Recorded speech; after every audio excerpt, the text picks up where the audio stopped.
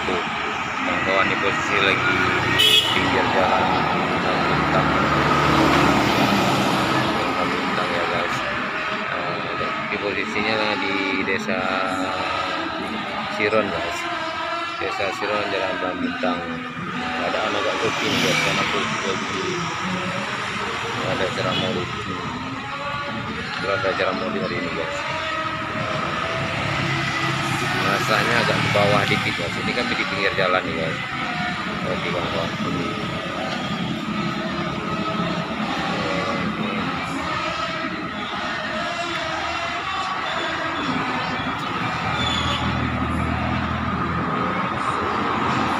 Di pinggir jalan Pasir Bintang 4.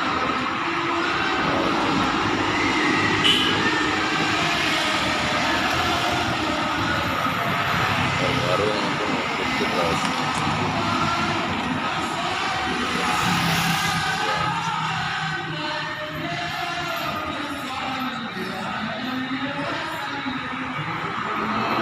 Masih jalan lewat jembatan, jalan 2 jalur dan arah Bintang ya guys. Pada Aceh guys. Bisa lihat kawan-kawan, warung pun sepi kan ada. Hari ini di desa Siron ini guys ya.